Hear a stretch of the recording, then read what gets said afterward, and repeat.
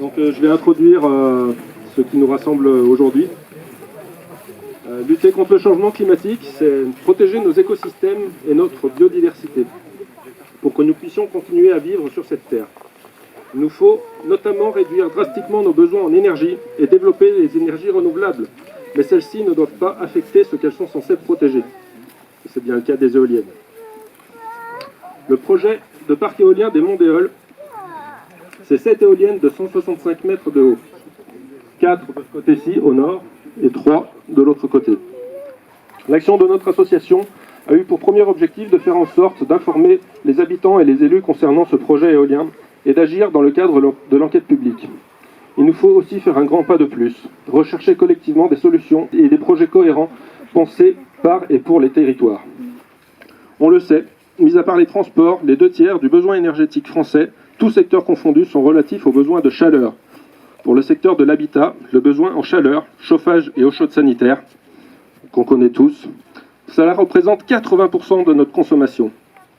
Il faut avant toute chose développer l'isolation et l'énergie solaire thermique sur le logement neuf comme sur l'ancien, pour nos maisons comme pour les bâtiments des entreprises et de nos collectivités locales. Les solutions existent et des systèmes d'aide sont à notre disposition. À nous de les promouvoir, à nous de les mettre en œuvre en nous fédérant pour mutualiser les coûts. Alors ça impacte non seulement les ballons, mais également les roitelets, les passereaux. Et puis alors une dernière chose, le démantèlement des forêts est quelque chose de dramatique.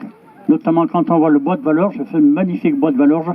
C'est un bois de feuilleux qui fait 50 hectares, plus de 50 hectares dans ce tenant, et qui est un des plus beaux bois du département de la Loire. Voilà. Donc luttons tous contre ce néfaste projet, et merci à tous d'être venus. Hein. Bravo.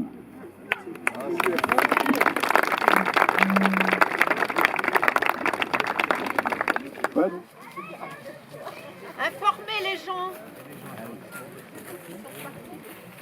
Informez-vous. Informons-nous. Indignez-vous. Bon, merci beaucoup.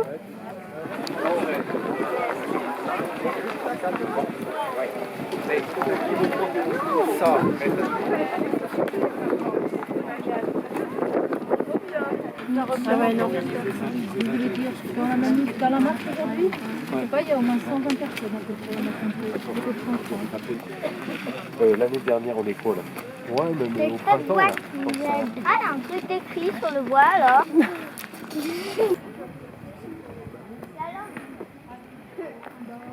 Donc le chemin que vous avez emprunté jusque-là, donc c'est le GR7, comme je disais tout à l'heure, et donc il se trouve sur la ligne de partage des eaux.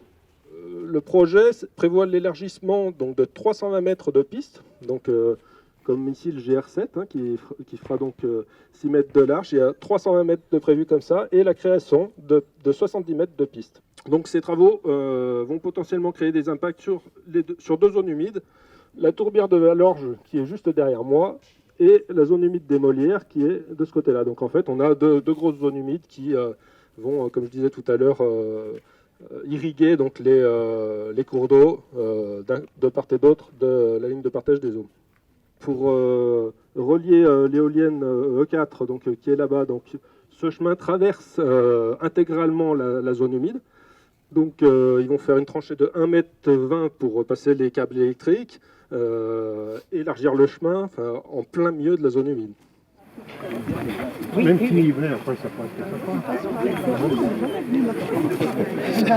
On vous a jamais emmené. En fait, ça c'était l'époque où on marchait ensemble.